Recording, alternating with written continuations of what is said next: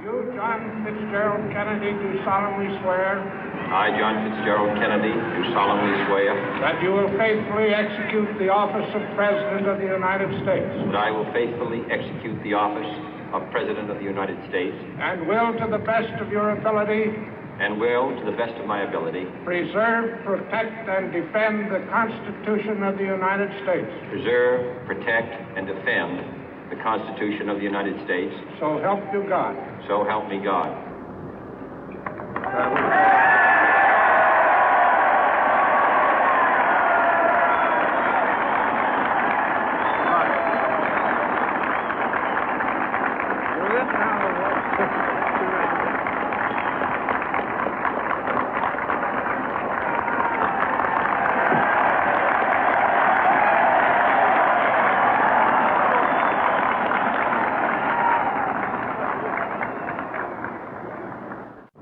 Vice President Johnson, Mr. Speaker, Mr. Chief Justice, President Eisenhower, Vice President Nixon, President Truman, Reverend clergy, fellow citizens. We observe today not a victory of party, but a celebration of freedom, symbolizing an end as well as a beginning, signifying renewal as well as change. For I have sworn before you and Almighty God the same solemn oath our forebears prescribed nearly a century and 3/4 ago.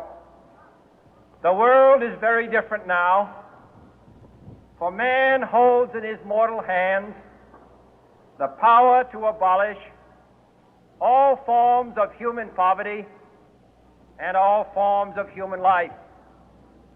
And yet the same revolutionary beliefs for which our forebears fought are still at issue around the globe. The belief that the rights of man come not from the generosity of the state, but from the hand of God. We dare not forget today that we are the heirs of that first revolution. Let the word go forth from this time and place to friend and foe alike that the torch has been passed to a new generation of Americans born in this century, tempered by war, disciplined by a hard and bitter peace, proud of our ancient heritage, and unwilling to witness or permit the slow undoing of those human rights to which this nation has always been committed and to which we are committed today at home and around the world.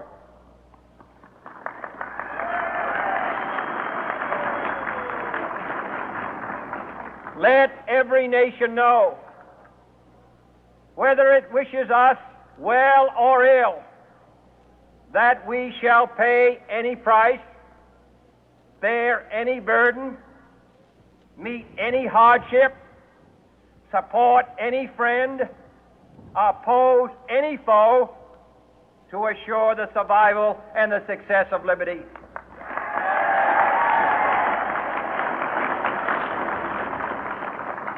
This much we pledge and more. To those old allies whose cultural and spiritual origins we share, we pledge the loyalty of faithful friends. United, there is little we cannot do in a host of cooperative ventures. Divided, there is little we can do, for we dare not meet a powerful challenge at odds and split asunder. To those new states whom we welcome to the ranks of the free, we pledge our word that one form of colonial control shall not have passed away, merely to be replaced by a far more iron tyranny. We shall not always expect to find them supporting our view, but we shall always hope to find them strongly supporting their own freedom, and to remember that in the past, those who foolishly sought power by riding the back of the tiger ended up inside.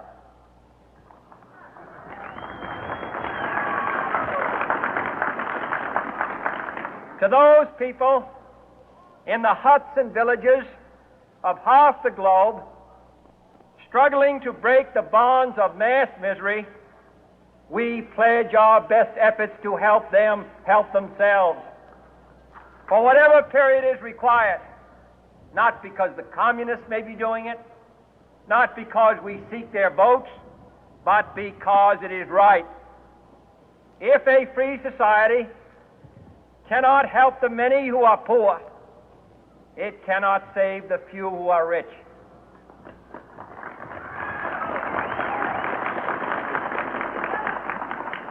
To our sister republics south of our border, we offer a special pledge to convert our good words into good deeds, in a new alliance for progress, to assist free men and free governments in casting off the chains of poverty. But this peaceful revolution of hope cannot become the prey of hostile powers. Let all our neighbors know that we shall join with them to oppose aggression or subversion anywhere in the Americas. And let every other power know that this hemisphere intends to remain the master of its own house.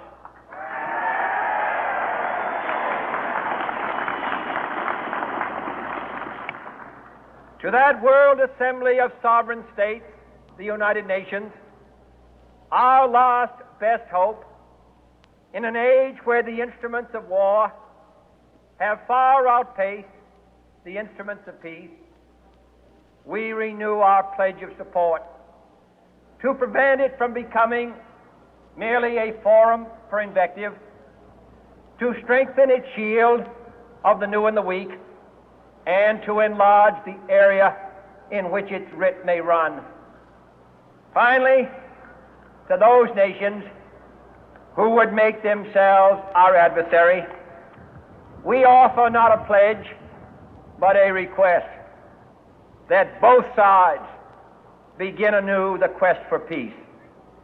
Before the dark powers of destruction, unleashed by science, engulf all humanity in planned or accidental self-destruction, we dare not tempt them with weakness, for only when our arms are sufficient beyond doubt can we be certain beyond doubt that they will never be employed. But neither can two great and powerful groups of nations take comfort from our present course, both sides overburdened by the cost of modern weapons, both rightly alarmed by the steady spread of the deadly atom, yet both racing to alter that uncertain balance of terror that stays the hand of mankind's final war. So let us begin anew, remembering on both sides that civility is not a sign of weakness, and sincerity is always subject to proof. Let us never negotiate out of fear, but let us never fear to negotiate.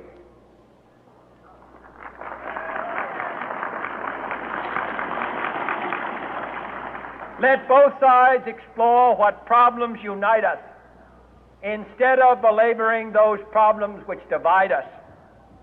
Let both sides, for the first time, formulate serious and precise proposals for the inspection and control of arms, and bring the absolute power to destroy other nations under the absolute control of all nations.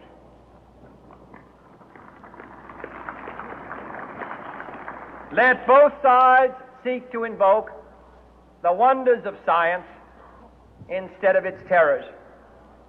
Together, let us explore the stars, conquer the deserts, eradicate disease, tap the ocean depth, and encourage the arts and commerce. Let both sides unite to heed in all corners of the earth the command of Isaiah to undo the heavy burden and let the oppressed go free. And if a beachhead of cooperation may push back the jungle of suspicion, let both sides join in creating a new endeavor, not a new balance of power, but a new world of law, where the strong are just and the weak secure and the peace preserved.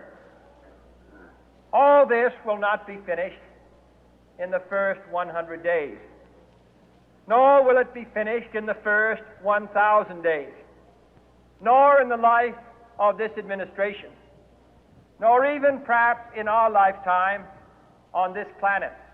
But let us begin.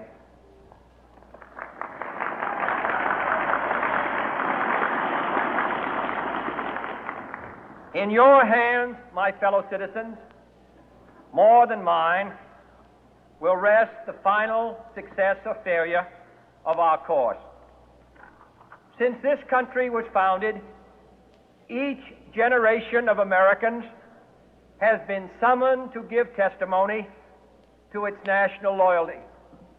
The graves of young Americans who answered the call to service surround the globe.